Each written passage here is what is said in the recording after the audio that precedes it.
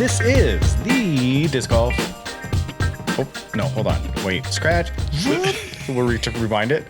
This is the Night Owls Disc Golf Podcast. I'm Shane. And I'm JP. See what happens when you're only just a few weeks out from doing a podcast.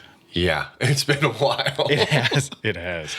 So no excuses except for homecoming and life, right? I mean, pretty much. Because I felt really poopy the day that we chose the first time. And I was like, hey, let's do it a couple days later. And neither of us just life happened. Right. And we didn't come back to it. And then because we were like, can we do Saturday or Sunday? And I was like, yeah. And I stopped over to pick up an impact wrench from you to on Sunday. Work on Sunday. And then we never talked about it.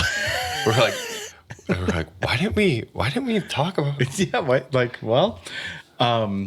and then homecoming week happened this week. Yeah. Which was a lot.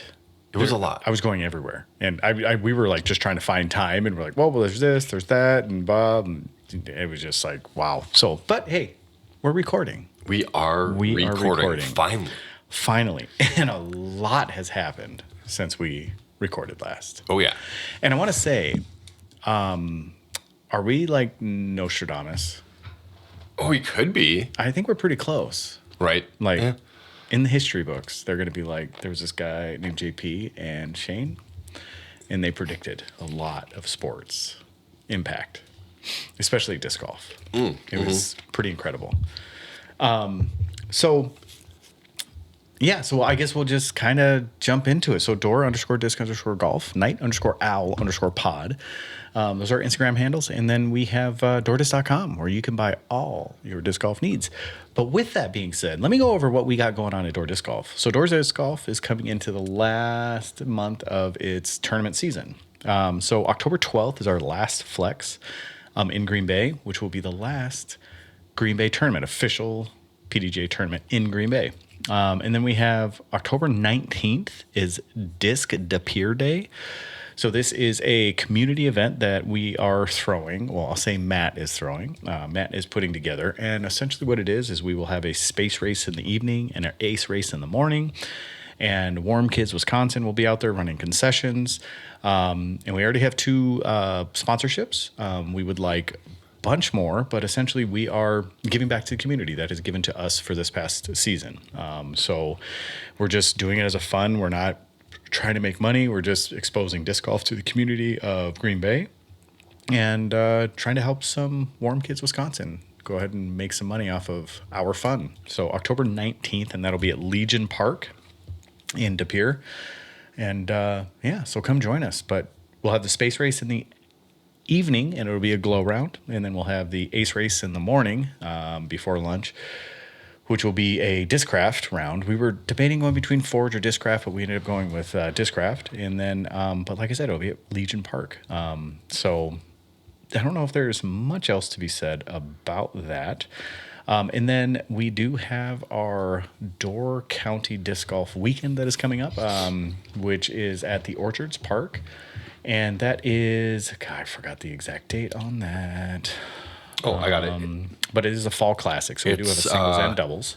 Doubles is at Wildberry Fields. That is Sunday the 25th of October, and then singles is the 26th at the Orchards. And that'll be at the Orchards. So, and we will have a concession truck there. Well, hopefully we'll have that taco truck back. They haven't responded back yet, but they did say they would do it earlier in the year. So I'm just reconfirming that. And if not, is that the one that was at the spring? The springtime. Yeah. Okay. So they did a really good job. And then, so we're looking forward to that as well. So, so jump online. Disc Golf Scene has all of those up, and you can register for any of them ahead of time, and we'd much appreciate it if you did. But outside of that, that is coming to the end of the outdoor season, and then the indoor season is coming along. So we are working with kind of all of the digital creators out there, and we're going to have an indoor season with the simulator. Cool. So we'll have indoor season with the simulator, and then we'll do some obviously indoor putting leagues. And then I don't know, we've been talking about trying to find an auxiliary place to do an actual indoor putting league. Yeah. Okay. But no luck yet, but we're going to try to find something for that. But I think outside of that, that's kind of the updates for what we got going on. Nice. So we'll start it out with that. I have some fun questions for you. and they're Wisconsin, UW Wisconsin, like Madison-related questions. Oh, interesting. Okay. So just Badger-related questions. I'm not sure why. I think the thing is like, so my assistant coach was an ex-Badger player, so that's why I was like, I don't know, just brought it up. I was like, yeah, let's do some fun Badger questions. Okay. So Wisconsin themed. Right on. All right. So in what year was the only NCAA championship won by the Badgers basketball team? Oh, man. The only year it has ever been won by the Wisconsin Badgers. That's been won? One. Can you even remember one? Or Well, I mean, they went to didn't Frank the Tank and like Sam Decker and those guys go to the Final Four and make it to the championship? Mm-hmm. But they did not win. They did not win. Didn't they lose to Gonzaga or something like that? No, Duke. Oh, it was Duke. You're right. I think that was like 2015 or 2017. They beat Kentucky, which nobody thought they would. I'm going to say like 1948. 41. You were darn close. Okay. So 1941, they won the NCAA championship for basketball. Man. So there you go. Little Wisconsin Badger trivia. All right, next one. So what was the satire paper that was founded by two University of Wisconsin-Madison students in 1988? The Onion? The Onion. So that was created on the campus of University of Wisconsin-Madison. All right, last one. What is the city bird of Madison, Wisconsin? The city bird? The official bird of Madison, Wisconsin. Man, I know the state bird's the robin. That's right. Is it also the robin? It is not. It's not? There is a specific city bird in Wisconsin, or for Madison. The golden finch. Negative, Batman. Oh. Think less real. Less real. Less real. Oh. It is the only city in all of the United States that has this bird. The Phoenix? Mm-mm. No? Mm-mm. The Roadrunner? No. Well, I mean, that's real, but... It is real, yeah. Not like the Mimi. Yeah, not Mimi, yeah. I don't know. It is a plastic pink flamingo. Okay. I kid you not. True. Madison has a semi-pro soccer team, and they're the Flamingos. Yeah. Yeah. So, okay. Wow. So I should have known that. There's the connection. Dang. Okay. So those of you that don't know, Madison, Wisconsin is the only city in the United States that has a plastic bird as their official bird of Madison. Ford Madison FC, and their crest has a pink flamingo. Yeah. So there you go. So the plastic yard bird is Madison, Wisconsin. That's crazy. I didn't realize that. Yeah. I think it's crazy that they officially said that this is our state bird. City bird. The city bird. Yeah, our city bird, excuse me. Yeah. So wow. All right. Yeah, well, it's kind of like an FU to all the ornithologists out there, you know. They're like, we have some of the most diverse population of birds in the United States. Yeah. And they picked the pink flamingo plastic. Let's go bird watching. And I wonder how many people have pink flamingos in their yard in Madison. They're just like, you know, I remember going to Madison, and I remember seeing like there were in a butt ton, like there had to have been some sort of festival or something going on. Okay. Because I remember seeing like a yard full, like quite literally, like crazy amounts of pink flamingos. So I don't know if there's a special day for them or not. Maybe there's like a national pink flamingo or city pink flamingo day or something. But yeah, there you go. So those are my three. Those are my three Madison, Wisconsin trivia questions. Yep. So, well, let's get into what our topics are going to be today. We're going to talk GMC. We're going to talk MVP. And we're going to talk Kristin Lätt, of course. We got to have a conversation about her. And I know this is probably a horse that has beaten a lot. That was like really tight. toy, like a toy car. So, but this is one that has been beaten a lot, I'm sure. But we want to give our perspective because we, like I said, we are kind of Nostradamus on this thing. We were talking about it just a bit before it happened, like 2 days before it happened. Yeah. You know, we were joking about pregnancy. We were joking about stuff like that. But, you know, we brought up Heather Young. We brought up things like that. And we just figured, hey, this might be it for her. And we thought about it. And I was like, man, I hope not. But it's possible. Yeah. So let's go ahead and talk about that, since that's probably the most hot topic that we have going on right now. Hot. So other than the sigh of relief from every other FPO player out there that she's not going to be playing this or next year, Kristin Lätt, roughly about 2 weeks ago, just shortly after we recorded the last time, announced that she will no longer be on tour this year, the remainder of this year, nor next year. Right. And she said after that, there's no definites, but it's positive for surezies that she's not playing this year or next year. And essentially, it is being cited that she's just worn out. It's kind of what it seems like. Yeah. And I don't think she's officially said why yet, other than just she's exhausted. And, you know, through her multiple posts prior to her officially retiring for the time being, she just excited that like the pressure gets to her. She's exhausted. There's too much going on right now, and she just wants to take it easy. Yeah. So I can't blame her. No. I mean, we talked about it a bit when we talked about her, you know, stepping aside for the season, like and everything, and saying we didn't know. And she's really accomplished everything to accomplish in disc golf. It's just how many more of like wins or championships could she have, you know? And That's right. At that point, it's like, well, okay. I mean, cool. And like first female ever 1,000 rated. So yeah, there's not much more for her to accomplish besides making more money. I mean, her legacy is cemented. right. So Absolutely. there's nothing. And in a pretty short amount of time. Yes. Like, she came on the just scene, it. accomplished a ton, and out she went. So let me bring some comparisons, some parallels, unless you have anything. But I want to bring some parallels. So I was like, man, this just doesn't happen a lot. Like people at the top of their game, and they retire. Yeah, right. So I went online, and I was just like, well, no, maybe. Because I remember one guy, and I was like, what about Elway? Elway kind of retired, like Super Bowl, like I'm out. See you later. Super Bowls. 2 Super Bowls, and then was out. Yep. Right? Right. And what he cited was just like, I'm at the end of my thing. I can let someone else kind of take over at this point. Yeah. And he goes, I'm just done. I'm not there anymore. And it's time for me to just move on and make room for the next level of guys. Yeah. And then the Broncos ended up being garbage since then. With that being said, there are 2 other folks that I remember. We'll start with Barry Sanders. Yeah. Barry Sanders retired, at 30, 31, something like that? Somewhere around there. So he was like 99, 98, I think is when he retired. But he retired essentially like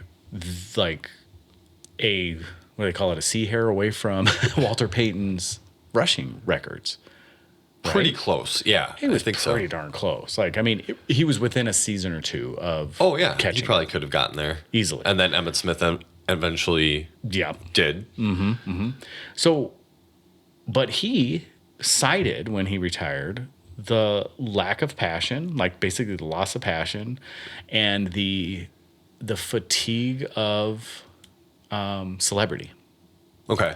Those are the 2 things he feel like mentioned. There's a backline story about like the Lions not really like pushing to like get players in to like help them out or anything like that. That's kind of an underlying thing there, but yeah. Oh, for sure. Yeah. Well, and I think that's where you lose passion. I mean, if you are the mule of the team, you know, like, that's hard. Like, so if you're just losing passion. The next one is the GOAT himself, Michael Jordan. He retired early. Now, he came back there. He's a little bit different story. He is, yeah. But he retired early. 3 championships under his belt, just like rang him off.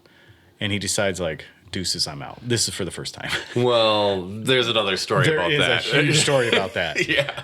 But he cites the same thing: loss of passion and fatigue of celebrity. Sure. I mean, the exact same thing.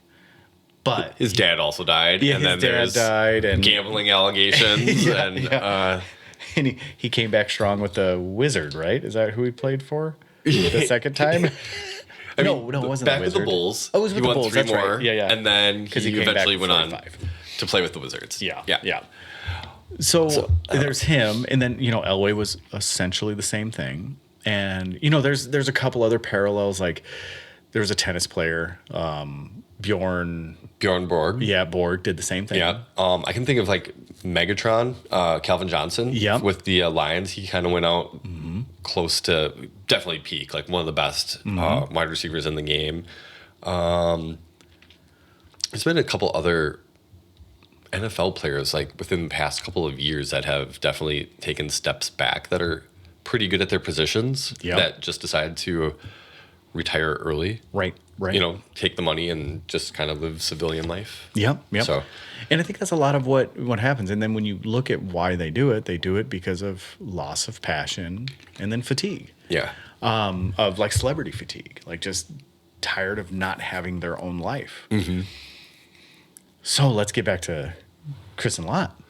Like, I think you can draw a lot of parallels to what's happening with these other sports and Kristin Lätt and Heather Young. And, you think of some of these people that are just like, I'm out. Like, Yeah.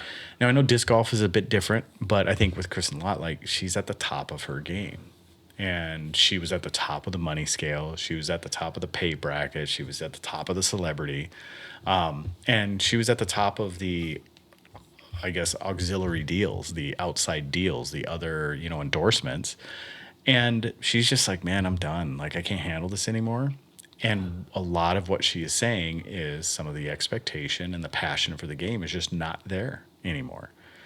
And she's reciting some of the same stuff. She's citing burnout, essentially, right? Yeah.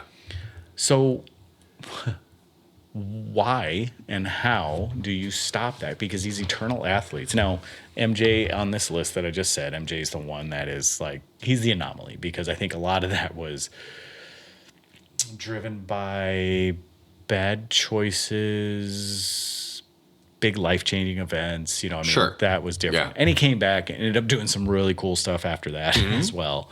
But, I think outside of that, but, we look at all the other people that have, we just mentioned, that's all essentially the same. They're just like, get burnout. They're just like, I'm done. I'm tired of pushing myself this hard and then having expectations of others on me that are so high, and they're always a moving target. Like, I can never satisfy the expectation, right? Yeah. So I wonder if there's anything that we can do to help. And when I say we, as in the community, or maybe, I don't know, the people that, but wonder if there's anything we do, because I think Kristin Lätt has a lot of similarities to Barry Sanders. And I think in the sense like how the Lions treated Barry, Lätt 64, and the burden that was placed on the back of Kristin Lätt to kind of carry these brands. Like, Yeah. Right. I mean, I was thinking about this the other day with her as far as trilogy as a whole, like House of Discs around this time. Because really, who on... Ricky and Kona signed with Dynamic, but before that, everything was pretty much on Kristin. Like, Everything. people left Dynamic. Like, West Side didn't have Matty O. And you're not even still kind of seeing them push him so much, but like she was the face of trilogy. Yes. Like House of Discs. And that's heavy. it's super heavy. I mean, And not only that, but also Estonia. yeah, right. Your country, I mean, right? you're, yeah. And she's getting put in the like Nike ad that we saw like earlier in the year, with these other female athletes and things. So she's out there and then putting her, and coincidentally, I mean, the burnout could kind of be from her. We mentioned it, like the firing of the agent and the manager, that whole thing, and then having to deal with that side of things on top of it. But family life seems to be calling, Oh, yeah. and so if that's what it really is, apart from the burnout and everything. So I don't know. That's just part of, like I hate missing my kids' events and stuff. We've talked about that as well. So anytime you have something going on that basically is your job, like you can elect to take tournaments off and things to try to make things, but if you're already in the States, to have to fly back to anything your kid has because you're European, you're like, oh man, am I going to make it on time? Is my flight, there's lots of hiccups that could happen and you miss out. Yeah. So, and let's say that, I mean, let's be real. Travel is not it's stressful. I mean, it doesn't matter if you're going somewhere awesome or not. Like, it's stressful. Like, making connections, being on time. I mean, just all those things. So, and she was doing that a lot. And not year only that, after year. yeah, and not only that, she's here in a country that is like, what, 500 times the size of, and I know a lot of people, especially in Europe, they're like, why does everybody have cars? Why does everybody well, because just getting across one of our states is like going across almost your entire nation, like, if not more so, so then when you look at stuff like that, I mean, it's a big culture shock. And, and when she's here, I'm sure she's being shuttled back and forth because she's the face of women's disc golf. She's the face of the DGPT. She's the face of, and on and on and on and on. Like, I'm sure it's really super difficult, but it's what she signed up for too, True. So we'll go on that side. But man, that sucks. I wonder what the repercussions of this are, like, because there's always unintended consequences of a choice of your actions, right? Right. What like, because I know some of these endorsement deals, like, if you don't live up to what has been asked, you actually have to pay that money back sometimes. Like, you have to give some of the stuff back. So I'm sure she doesn't have her Porsche anymore, but like, I feel like Latitude's a pretty cool company where they are going to help her out. Like, you would hope so. Whatever. I have a feeling that they're going to create some kind of Kristin Tatar legacy line with her. Like, she just had the bag come out. The Grace. People love the Grace. That's going to be a Kristin Tatar disc forever. Like, that's going to be like Climo, Wraiths, whatever it is. Like, it's going to be that type of thing. Yep. I think you can't, for the short impact she has and what she's done, they're gonna uphold her to some kind of legacy deal. Where it's just that's what I'm hoping for. You hope so. Where she's getting certain royalties on something for a while, because because she had the Explorer, and what was her other disc? Is she really pushed out there for a while? The Pure. Yeah, the Pure. The Pure is also another one. I mean, it was a disc before she was there. Yeah, but she really embraced it. She's the one that made it something, So yeah, I mean, I hope they do something. I mean, they don't owe her anything. No. I mean, they don't, but I have a feeling they will try to, But also, I mean, probably a smart business move because they don't got anything else going on right now. I mean, they have Robinson, but outside of that, they don't got anything else. But Robinson is not. I mean, it's like Ricky. He's not a needle mover. I mean. Yeah, that's tough because I mean, he's a big. He's been playing well. Like, he's third in DGPT standings right now. For sure. So, I mean, obviously he didn't win Worlds, Right. Or anything, but he's been doing decent. But it's kind of, like you said, the behind the scenes, you see him on Jomas every once in a while, or, feature cards. But yeah, how much is he moving? You know? Right. I don't know. Yeah, and I'm probably going to get hate for it. No, I will get hate for this one. I'm fine with that. I'm confident behind my words here. But, and I've said it before, there's nobody that moves like Macbeth. And everybody's, like, all these companies, instead of being the company, and this is something that, and there's no, like, this is, everybody knows my relationship with Bobby. Like, Bobby and I are friends. Yeah. This is not coming from Bobby. This is 100% out of me. The issue that Dee Dee has is they always rested their laurels on a personality Yeah. or a person. Sure. And when they were, and that's what happened in the later part of DD. But how DD became famous was they were the grassroots, like, players brand, right? And that's how they became. They were like boots on the ground. We're here for the players. Yeah. And then all of a sudden, personality started to take over. They were putting a lot of money into all their team, and they started to try to, like the Ricky and Kona thing. Yep. Like, we're trying to use you as the face of our company rather than just being the company that we are. You know, like the company is the brand rather than the person. And I think a lot of companies do this now where they're looking at, well, I got to have this primo player that is going to be the identity of our brand. Like, no, why don't you make your brand your identity and support the players rather than have the expectation that your players are the brand? And I think that's where Kristin Latt's falling into. She's the face of the brand rather than the brand helping her, if that makes any sense. So the burden's on her to make the brand successful rather than the brand helping her be successful. Yeah. Okay. Does that make sense? But it does. But at the same time, I have a head cold, so that's why I'm sounding bad.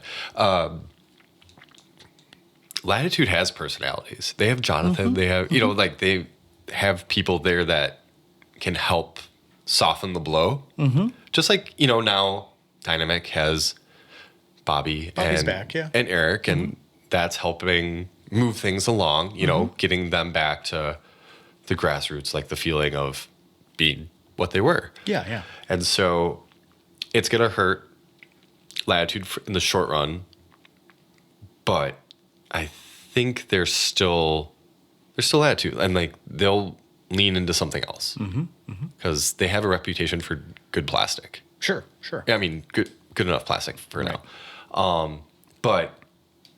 And people are still going to buy certain, like I said, the Grace, the Pure, like those discs with Kristin's name on will be popular forever. Yes. And in the long run, they got to make sure that they can keep those discs printed and running. Yes. And everything. So, yeah. But it'll be interesting to see where they lean in the off season. Like what's lined up for them or who is lined up for them to fill that void. Cause that's a big spot to fill. Yeah. And seeing this is what I'm getting at. Yeah. That's the problem. Like, what other company out there? Now, I'm going to talk about mega brands, and I know it's not comparable. But mega brands have an identity. So Nike, their brand is Nike, you know, and you talk Adidas, Under Armour, they don't survive because of the people that push them or the sponsorships they have. You know, and I'm sure like basketball and, you know, like Curry has his line and, you know, and, you know, Jordan. Right. And, you know, so yeah, there are anomalies, but these brands don't survive because of the people that wear them, you know? And so let's go a little less mainstream. Let's go Carhartt. Let's go Duluth Trading Company. Let's go. I'm just trying to think of other like niche brands that have just an amazing calling. Chick-fil-A, McDonald's. I mean, those things, like they're not relying on people. No. They're relying on who they are as a company, right? Right. I mean, McDonald's is like, we're fresh and fast. And, you know, Chick-fil-A is like, we're going to give you good chicken. Like, Yeah. we eat more beef or, you know, like that whole thing. You know, so their brand is them. It's not the people they rely on. You know what I mean? Yeah. Now, Chick-fil-A is a little bit different because they have that whole Christian spin and all that stuff, you know, so they're playing the like hate them, love them game too, you know, but their brand is their brand. They are who they are. So I guess, why don't you see disc golf companies doing that? Why is that so abnormal for disc golf companies? Just because I feel like Nike, Adidas, they've built up like, it's because they have so many different avenues of reach. Like they are tennis, they're basketball, they're all these different communities combined into one company. Disc golf doesn't have that. True. Right? Because like, I mean, you have disc golf manufacturers making baskets, but it's not like people are like, oh, I got to get this basket, right? You know, it's like they're mainly one thing and they have one reach. So their reach isn't as far. They're just they're all competing for disc golfers. Sure. So I think that's what's ultra competitive about the sport. Let's take a brand that does the same thing. It mirrors what disc golf does. Now, a bigger sport, basketball. Remember And One? Well, I mean, they still have And One because Walmart scooped them up. Yeah, they're like making a comeback. Yeah, but And One was 100% based on player personality. Yeah, 100% based on player personality, and they died quick. Like I remember, they're a pretty big flash in the pan. They were. Yeah, they were. There's 2 really good documentaries about that. There's a ESPN 30 for 30 about it, and then Netflix has a like same situation like ESPN 30 for 30 about And One and how they started with the mixtapes and like then they were like, okay, we have something. Then they went out and got like they started with the shirts and everything. Then they put out the mixtapes, and then from that they went out and got the street ballers and started all that. Yes. And then ESPN picked them up, and it got big for like 5 years, and then all of a sudden it's like they wanted more. The players wanted more money and all this other stuff, and but now they're kind of making a comeback. Oh, that's good. That's good. But I know like the professor and stuff, like he's always stayed relevant for the most part through YouTube, Yeah. the beauty of YouTube. you Right. know? Yep. But I remember Instagram. some of that stuff and Instagram. Yeah. Yeah. But I remember some of that stuff, but I was thinking of like niche brands like that just kind of like petered out. Right. You know, and I remember when we were young, it was Utility. I don't know if you remember the brand Utility. It was a big skater brand. Oh, I don't know. Or Airwalk was Oh, another yeah, Airwalk one. for sure. Airwalk was another one. Yep. And, you know, so you think of things like that where they're really based on personality and only personality. And they die really quickly as soon as those personalities end up being kind of nobodies, you know? Right. And there is a big surgence right now of, and we'll get back to disc golf. You might need. Do we bust out the flashlight? I know. I'm going to have to turn on the lights. We started when it was daylight, like oddly, and now we don't have daylight. Yeah. But what was I going to say? Oh, you see a big surgence right now of influencer brands that are coming out. And they're like, talk about flash in the pan. Like, aside from like Ryan Trahan, you know, like some of his like Joyride candies and then the Mr. Beast brands, like the Feastables and stuff like that. I mean, you see like influencer brands come and go off shelves like nothing. Like it's just like they'll be there for like 3 weeks and you'll go back and you're like, what happened to that stuff? You know, I mean, Prime is an example that is staying around, you know, but for the most part, I mean, I've seen like stuff like come and go because it's 100% based on personality. Sure. Like it has nothing to do with the quality of the product or the company that's distributing it. It's based off of personality completely. And I think the Kardashians are to blame for that. Give me a second. I'm going to turn the light. Yeah. So keep talking. Oh, the Kardashians. It's funny, too, because Dempsey's like, I tried the Mr. Beast chocolate bars, and they're not good. No. They're not that great. They're not. So, but that's the thing. It's like... They did redo their chocolate. I haven't tried it since then, but... Interesting. Yeah. But I'm trying to think, like... Because we've talked about, like, Dude Clothing. That was kind of flash in the pan for disc golf. You know, they were here for a little bit. Now they're gone. There's another company that... Well, Black Ace was the same way. They were very... I feel like they're still kind of... Is Black Ace still around? I think they're still... There's a company that was in Wisconsin. Not what we talked about. It was the... MIDI? No, not Yeah, MIDI. Yeah, MIDI, yep. They're one that I was like, the here today, kind of gone tomorrow situation. I don't know if they're still around, but I remember Terry Miller kind of was like rocking with them for a little bit, trying to push some stuff for them. So I don't know whatever happened to them. I don't either. We know people that know people, but I don't know. I haven't really had the... Ridge Roller, or not Ridge Roller, what's cart... Zuka, not Zuka, shoot. Can't think of it. It's the cart company. Delta. Aren't they Wisconsin? Delta. Yeah. No, they were Michigan. Michigan, okay. Yeah. But it is one too. Yeah. I mean, they like a fart in the wind. Yeah. It was crazy. They were just gone. And did I ever say this on the podcast where I actually reached out and tried to communicate? Yeah. I think a couple times. Okay. Yeah. So I tried to buy the company. I tried to reach out and say, hey, I would love to buy these patterns, do all this stuff. Like 0 return. for them. And I would still gladly do it because I think it was probably one of the best cards on the market. I mean, there are some things that could be changed. Yeah. But I think it was one of the best cards on the market. But man, like they have a death grip on that for some reason. And I'm just like, why would you not want to just cash out and see your legacy live on? Right. You know? I don't get that at all. Yeah, it's too bad. But yeah, so with that being said, I think we got a little bit sidetracked, but not really. I mean, because we're talking about like, why do companies rely so heavily on, personalities? And I think it's detrimental for the company, but it's also amazingly detrimental for the player. The personality. Yeah. Some people can handle it, some people can't. So, so caution for the brands out there. Like just like you're supposed to be supporting your players. It should not be the other way around. Yeah, that's the way I kind of feel about it. And who's done a really poor job at that is Prodigy. Like, I hate to say that, but they've always kind of supported their players ish, but they've never required their players to be anything more than just players for the most part. True. Yeah. Right.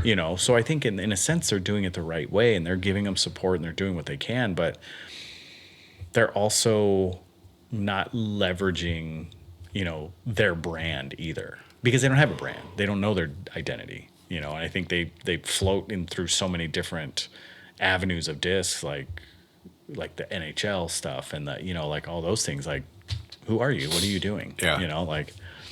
So.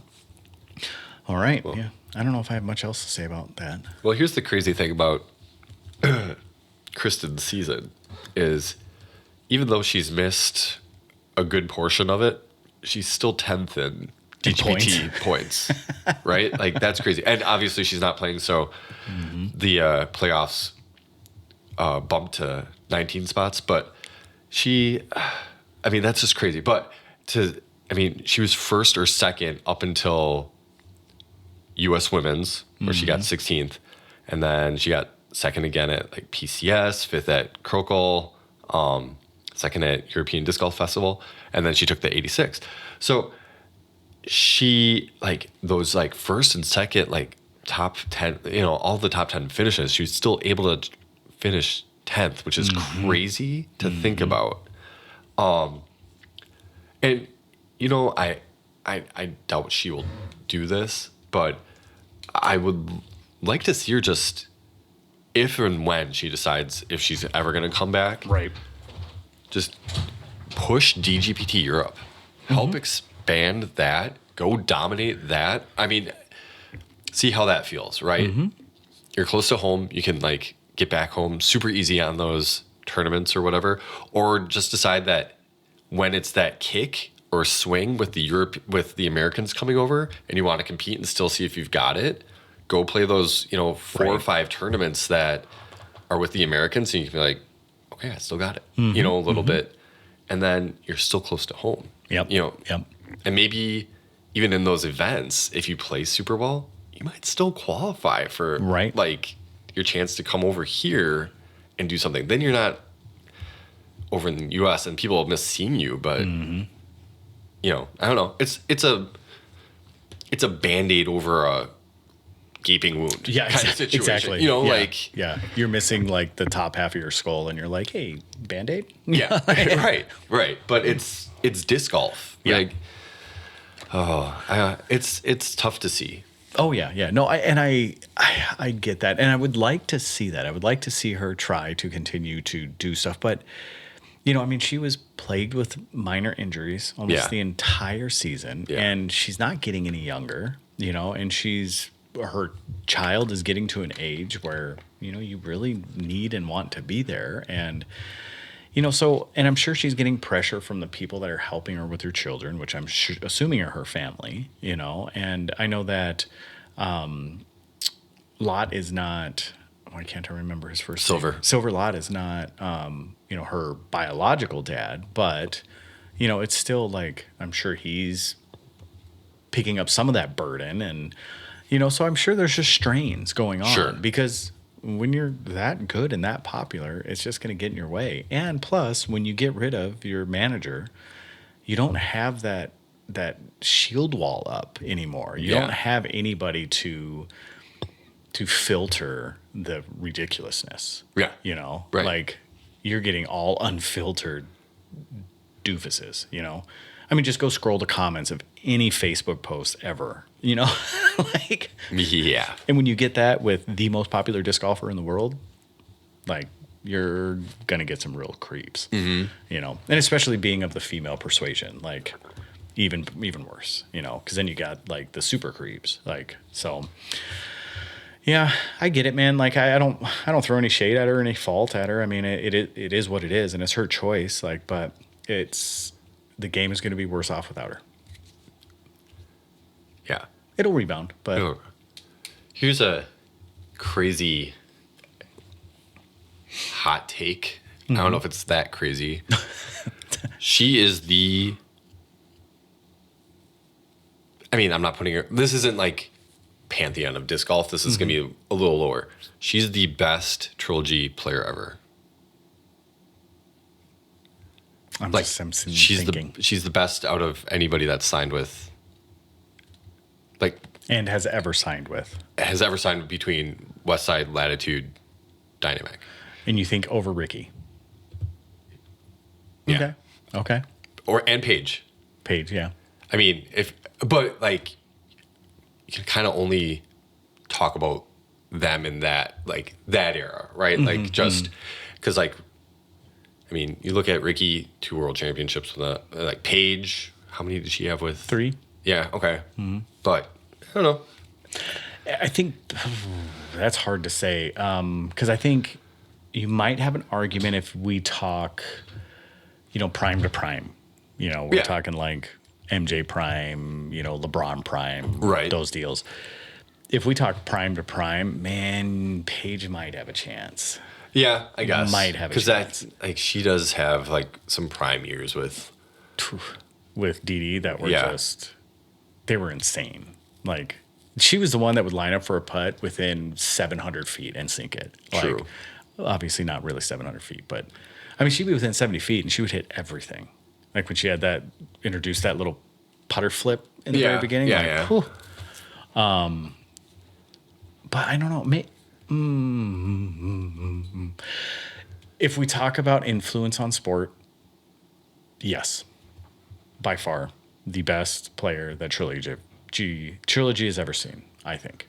I'll agree with you on that. If you take the whole aspect, like player to player, like if it was just head-to-head competition, maybe Paige? Maybe. Yeah. I'd have to think about that a little more. But if we're talking like whole player, like influence on the sport, I think Tatar has it. Right, yeah. I mean, Lätt has it by far, without a doubt. I don't know. I was trying to think of like if you were to like rank them, like as like I might go Kristin, Paige, Ricky. I think if like for trilogy players, if I were to rank to like, top 3, and then you get down to like you're like McCabe, Ron Converse, like that situation. Paige Shue. Can we be real though? With McCabe, and no shade at McCabe. This is no shade at all. He's one of my favorite disc golfers. Do you really think he's one of the best that they've seen? I think there are so many people that are so much better than him. Well, right. Like he had a legacy of disc golf. He played for a very long time. True. He won a championship. But like, Yeah. Right. you know what I mean? You know, like, and I think, you know, his influence on disc golf and I think is great. I think it's there. I think it's awesome. But he's one of those legacy players. Like he's just one, like he was there in the beginning. So he's an old hat. He's a name that has just been there. Yeah. That's right. You know, Converse, like he is like, how many championships does he have now? You know what I mean? Like it's crazy the amount of championships he has. Now they're aged championships, but he has a ton. He has a ton. Was it like 7 or 8 or something like that? Something like that. That's crazy. I mean, he's approaching like Climo level like championships, you know? Because you think also head to head, McCabe played in the Climo era. Like Right. never came close to No, that. that's you know? true. So, but like Barry Schultz, but he never played. He only played for Innova, right? Yeah. I think that's all he ever played with. So I'm trying to think of who else on the Trilogy brands.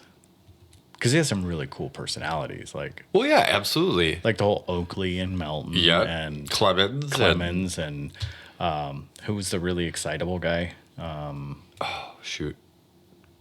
Risley, AJ Risley, Yes. and Which he's doing stuff with Jomez now. oh, is he really? He's I back. think so. Okay. I think he's like doing camera. Like I could have sworn it looked like him the other day when I was watching practice round or something. Okay. Oh. Well, that's cool to see, though. I mean, Yeah. yeah. So I'm wondering. Yeah, I wonder. Well, I mean, Macbeth was a sponsored player by Trilogy for a little bit. But not throwing their discs. No, it was just their clothing Yeah. brand So- back in the day. And it was just DD. They weren't actually part of Trilogy at No, that point. it wasn't. It was just yeah, DD. just DD. So, yeah, little known fact for you new folks like you Rona golfers. You probably didn't know that, but Macbeth used to be sponsored by Dynamic Discs. So, just clothing, though. Yeah. All right. Want to talk GMC and MVP? Okay. I think we're about to that. Sure. All right. So Green Mountain Championship happened, and people won. Yep. It was the first playoff event last weekend. Yeah, roughly about 10 days ago. Yeah. So it's a little past It's a us. little old, yeah. Yeah. But we had some two legacy goats play, Yeah. and Paige won her first in a long time. Her first tournament in a long time, and I think isn't this her first DGPT win in 3 years or something like that? Something like that. It's yeah. a long time. Well, and what's crazy too is this extends her streak. It's 15 years with a major or Elite Series win. Yeah. That's currently the longest streak going. And I was like, really? Because it doesn't feel like she's won. No. So I was like, how is that? Yeah, because what did she win last year? I don't remember. That's a good question. Yeah, that's kind of nuts. It is not. Yeah. Because I feel like she's been irrelevant for 2 years, 3 years maybe. I feel like she squeaked out a win with something last year, but I don't remember what it was. I guess we can all squeak stuff out every once in a while. Yeah. But this is the first tournament that Paul and Paige have won together since the 2020 MVP Open. Oh, really? Yes. Very neat. Yeah. That's very cool. But to see Macbeth win too, I mean, that's good. And it was a good field. Everybody was there. Absolutely a great field. Because he ended up going into, Rodolin came in second, if I remember rightly, at GMC. Or third. Okay. Yep. Gannon was right behind Gannon was Paul. Okay. Paige last won the Portland Open last year. Okay. So that was a Okay. DGPT plus event. Yeah. But other than that, But that was the one there was essentially nobody there, wasn't it? I thought that was the one that coincided with the European. Something was going on at the same time, I thought. Paige beat Holland. Sophia Donachie, who we were talking Yeah, about that's right, earlier. yeah. Kat, Murch, Missy, Owen, Rebecca Cox. Oh, no, so everybody's there. there's it was decent field. decent field. Yeah. But Kristin wasn't there. No. But- Well, she won't be there for much longer, anyways. No. Or much more anyways. Right. All right. Well, cool. And then Paul, I mean, that's awesome to see. And then we fast forward a little bit to this weekend, and Gannon takes it down, and Paige comes in second. If it looks like, no, I lie. No, Paige was a little further. Yeah, Paige was a little down. We had Hanley, Scoggins, and who else was the third? The tied for second was, It was- Handley. Why can't I remember? Shoot, I just had it up. Dang it. I'm trying to think of the faces. Hanley, Scoggins. Oh, Haley King. yeah, Haley King it was there. It Missy, Silva, Holland. Silva, that's Silva what it and is, yeah. Holland tied. Yep. Haley King, Owen Scoggins. Mm-hmm. And then Hannah Wynn, So Sophia, Valerie, Missy Cadence. Gannon is probably approaching some of the top money again with this win with the MVP Open. Yeah, I would. Yeah, She's for getting darn sure. close. Getting darn close. But Paige extended her lead a little bit again with GMC. Yeah. So then Rodolin takes down the win this week as well at MVP. And which is cool because he came in second at GMC last week, if I remember right. God, see, now I had all this and we Third. looked at it. He came in third. You're Yeah. right. But man, the first round of MVP I was watching, super, like the fog Yes. was just Yes. crazy. I mean, at least when the FPO was out, you know, they're playing the short pins the first round. Mm-hmm. You could barely see over the lake. You know, Jeez. it's just Cat Merch. I watched, like, saw a clip of, and you could not see the basket. By the time I watched feature card with Jomaz, it was Silva, Holland, Missy. I forgot who the other person was. Silva, Holland, Missy. Oh, Owen. Because it was the playoffs. They were going in order, and fog was letting up a little bit, but it was still pretty hard to see the basket at the time. Yeah. And Silva actually ended up like hot round 1, 8 down, which I think I heard was the course record. It's kind of weird because like they were playing these like B positions, which meant they were shorter pins, but there's a couple holes where like she didn't putt great, and then there's other holes where she's like cannon 480 footers. You know, like it's par for the course to say it. But For sure. And then she played decent again. This not great, but like she held on to second place through the second round. Missy hit a sweet ace on hole 7, skip ace. I'm sure that's made the rounds quite a bit to get back up into the lead card. And then she stayed up.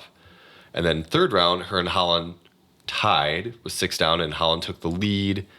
And then final round, Missy came around and didn't play great. -3. She parred almost everything. She got a bogey in hole 6, and just like a handful of birdies. Silva, not so great. Holland, sadly, kind of choked the lead away.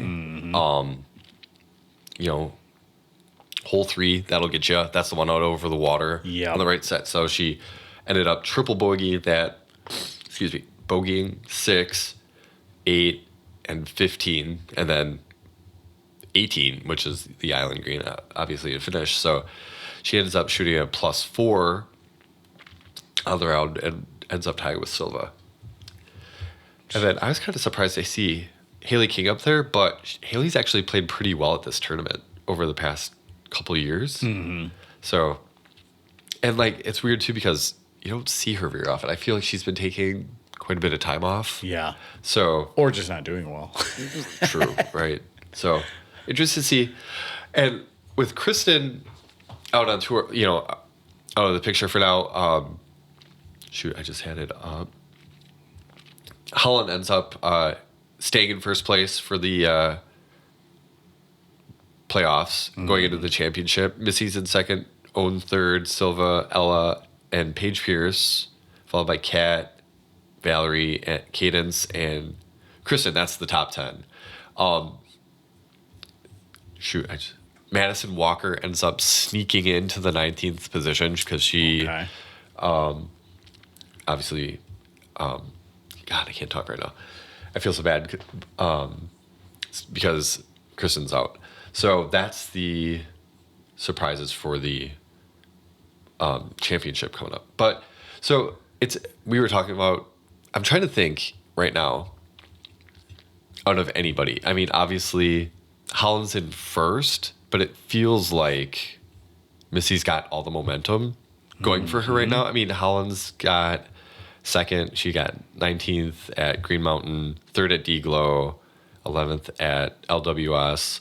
So she hasn't had a great finish to the season. I mean, besides MVP, it seemed like most of the work she was doing when she's getting like super grinding, she was getting first, second, third, and we were like, oh, this is a really good run for her.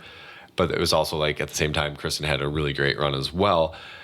I can't figure out because who is going to be the front runner for FPO now, right? It seems like there's a handful of people, and then there's that group that it's like, okay, these people are next. Like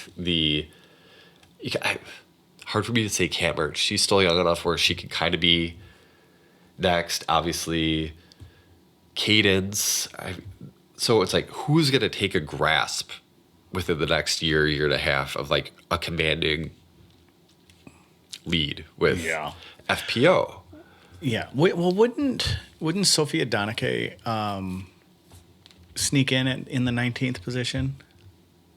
Sorry, I was looking at that. Oh, no, because they already it was supposed to be 18. Oh, okay. So they already bumped it down to 19. Okay. For Madison to get in. Because of Lot, okay. Because of Lot, yeah. Okay.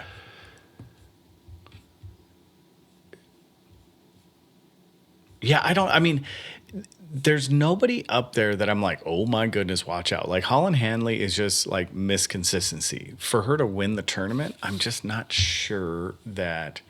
I mean, obviously, I believe that she has it in the tank. But like you said, Missy Gannon is on a heater right now. Would she come in second at the GMC and then third at GMC? Third at GMC and then won MVP. Yeah, and then she won Niglo and got second at LWS. Yeah, so I mean, she's rocking it out right now. Right. Like Ella, like I don't think Ella will be in the question for it. Now, watch me eat my words, which will be cool if I do, but I just don't think Ella Hansen is going to be in it. Paige Pierce is obviously, coming up the ranks right now, and she's playing really well. Like you said, Kat Merch, I just don't see her having the firepower to finish up the championship like that. Mandahano, no. I mean, she's been playing decent, but and then now you get into the lower ones, and I just don't see any of them really. Maybe Annika Sten, maybe. Outside of the lower half of I just don't see anybody else like having the firepower and having the full package. Yeah. So, yeah, I mean, we'll see. But you also have to take into account that Holland Hanley and Kat Merch are the two that have the most tournaments going into this at 19. And Missy Gannon, I want to say, is at 16 or 17 tournaments that are counted towards her points. Yeah. So Holland is grinding, and that's how she is staying at the top of the points board right now. Because if you put the top 16 to top 16 like Missy and Holland, Missy has the points right now, if you look at it that way. Right. So 11 out of 17 DGPT plus and regular count towards you, and then 2 out of 2, and then both playoffs. So, yeah, I don't know. Yeah, so, I mean, maybe I'm wrong on that, but, it's just one of those, like, you look at it and you're like, man, she's grinding, though. Like, she's giving herself the best opportunity to Right. have and then, you get your, I think you get 2 scores that drop off out of, or not drop. Well, no, because you're already taking the 11 out of 17. Yeah. So the more you play out of, better finishes. Because Hanley has she has a 5th, an 8th, a 29th, an 11th that are all taken off because, like I said, she's grinding. Yeah, So right. she has some of these lower scores going off, and then Gannon has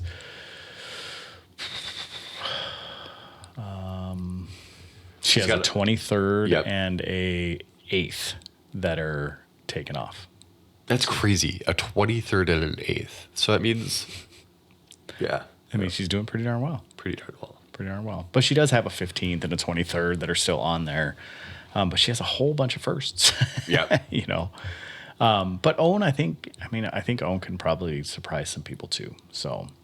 And the scoring separation between them really isn't that much, Or no, well, I shouldn't say that. Between Holland and Missy, there's about 100. It's about a little less points. than 100 points. But between Owen and Missy, there's 7 points. But between Owen and Silva, there's about 15 points. Yep. So, and close. then you go over to MPO, and the difference between Burr and Heinberg God. is like 700 points. That's Yeah. like 6 events. Like, I mean, it's not that many, but that's roughly what minimum of 4 events. Yeah. At first place, and Gannon can't get any points just for Calvin to catch up. Like, it's crazy how well Calvin is doing. But then you look down from there, and it's like 20 to 30 points between each place after that, at best. So, but look at Paul Macbeth hanging in there in fourth, and Yep. Wysocki right behind him in fifth. Barella there. By the way, what happened to Barella?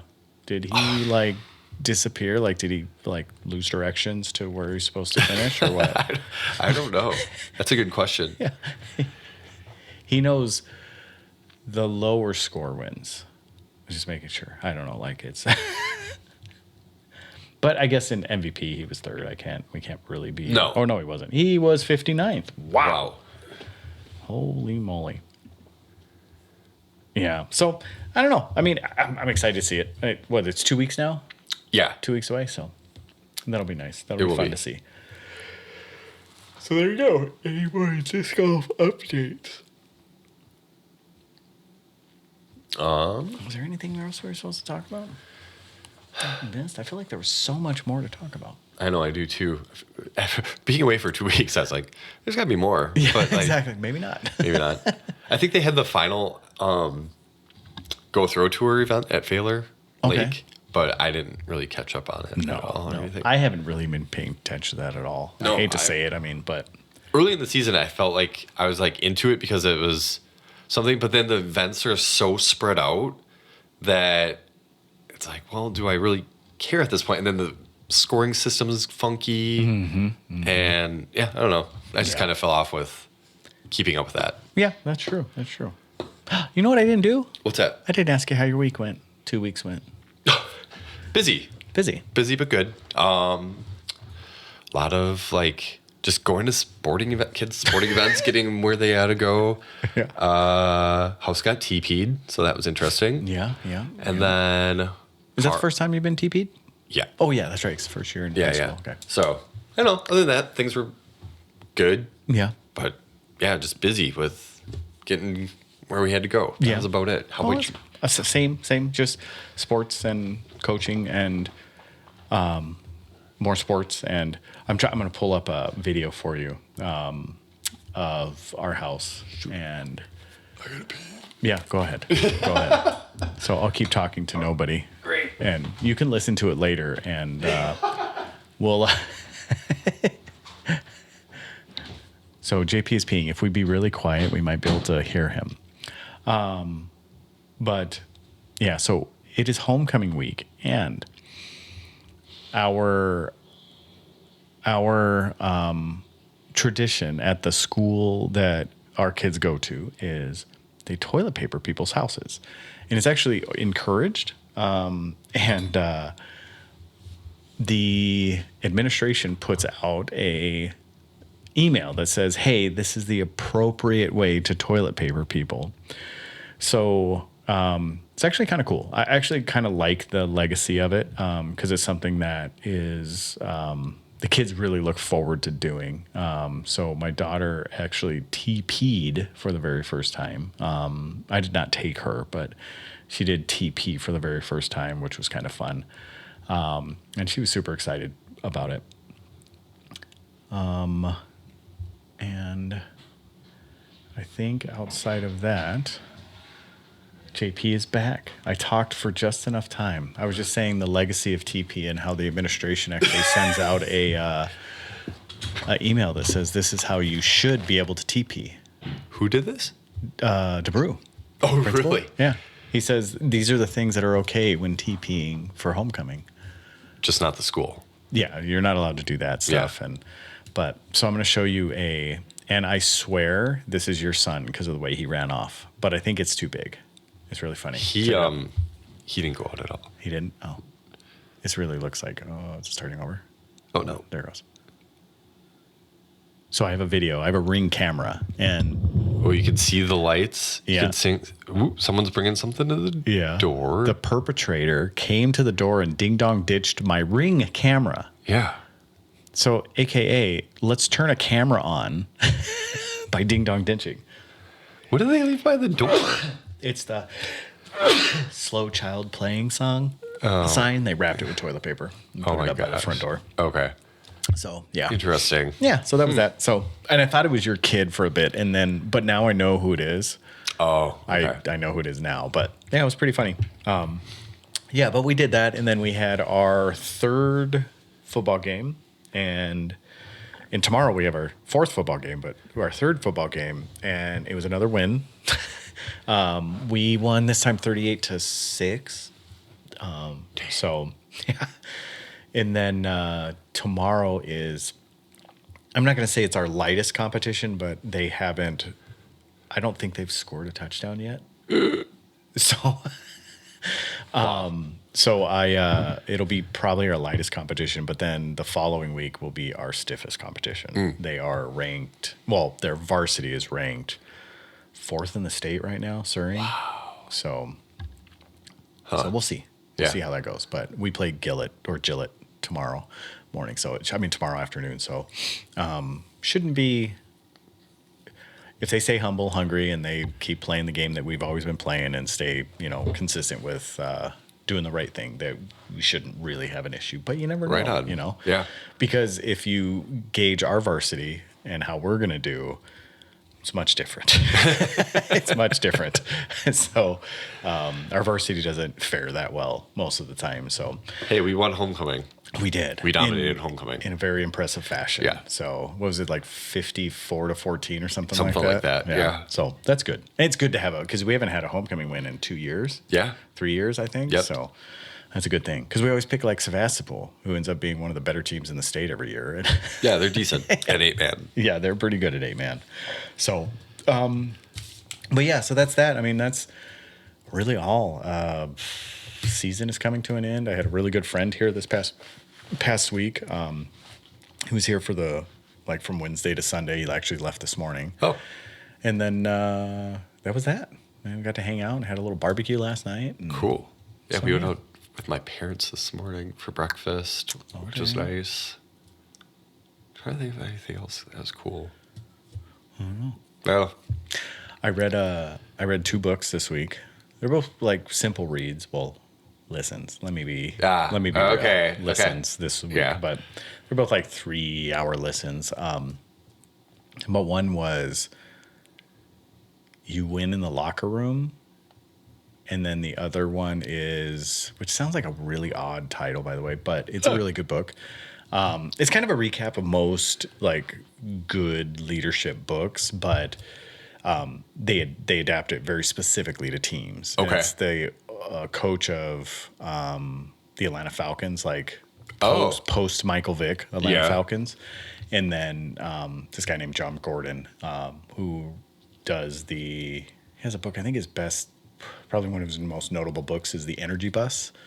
But they wrote that book together, which was really good. So if you're looking for a good like team building style book, that was a good one. Huh. And then I read one of the Warhammer 40K books. Okay. Or I've been listening to a Warhammer 40K book. And then the other one that I was listening to, I got to remember it. I'm actually recapping currently the Commitments of a Great Team by John Gordon also. So it's the 7 Commitments of a Great Team. But I did listen to The Energy Bus after I read that one. I was like, man, I forgot about The Energy Bus. So I listened to that one again. But yeah, so that's that. All right. So anything thought-provoking or inspirational to leave us on? Yes. Oh, yes. Yeah, I had 2 things I was thinking about since Thursday. First one was, I don't know if I've said this before, don't be afraid to celebrate little victories. Okay. I like that. Yeah. I like that. No matter what small, inconsequential thing you think is keeping you down and you hurdle over it, celebrate it. I love that. That is very Energy Bussy. Okay. Have you ever read that book, Energy Bus? No. You'd like it. It's parable style. It's like Okay. You'd like it. I like it. Okay. And then the other one was, don't let other people diminish your little victories.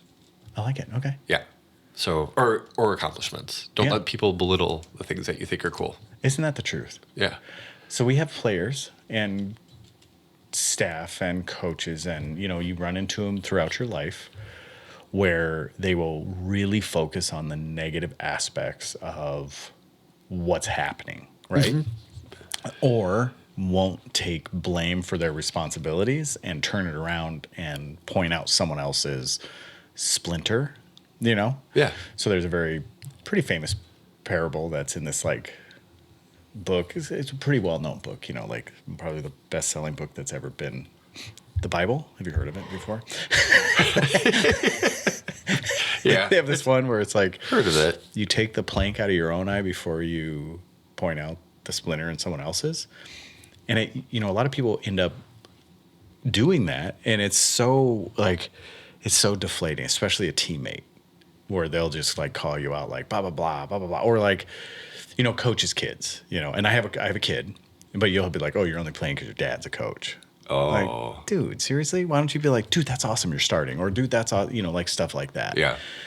You know, and I think coaches' kids get that a lot. I think, you know, there's certain demographics that get that a lot, but just those little demeaning comments that break people down, man, it can just kill a culture in a team. Sure. Like kill a culture in a team.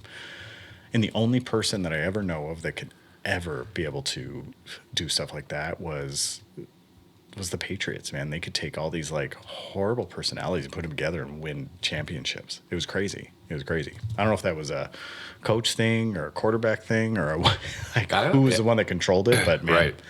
Right. So anyways, cool. I like those. I like them at all. I like them. Did you have an instance that did that for you? Is there a story behind those two? Yeah. It seems like it.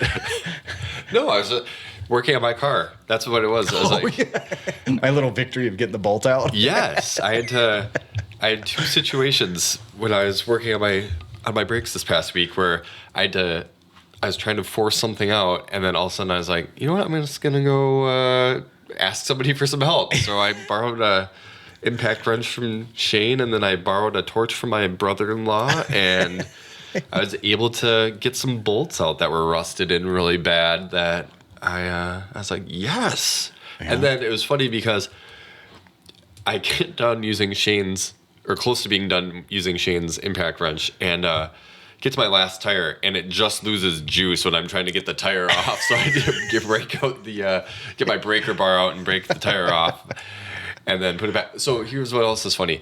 I get everything, get the rotor on, get my bracket back on, and I go, and I'm like putting on the tire. I'm like, something doesn't look right. And I'm looking, I'm like, oh, I forgot to put the pads. Oh no, that would have been a really bad sound. So I put the tire. So I had like two lug nuts on. I was like, So I do the tire, put the pads back in, get everything bolted down. I was like, that was one of the stupidest things I've done. But I'm like, hey, got it done. That's those ones where you're just in another dimension while you're doing the stuff. You're like on autopilot because you're just like, I just want to be done. That's really what it was. I was like, I'm so close to being done. I'm so close. I had the front done like 2 days before, and I was just waiting to get some stuff done for the back because I needed some parts, and I got them. And then I was like, yes, I'm gonna get this done. It didn't take me very long, and then all of a sudden I was like, oh, that's the stupidest thing. But the question is, did you use the anti-seize? Mm-hmm. Okay. For the next time you need to change them. Oh, for sure. I did. Okay. Yeah.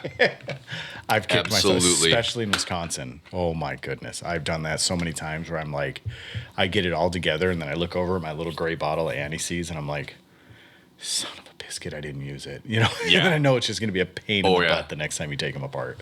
Absolutely. Well, then, with all that being said, use your anti-seize, and don't let people diminish your little wins. And celebrate other people's victories, victories. I think that's a great idea. I love it. Well, with that being said, have a great day. Keep it subpar, and deuces.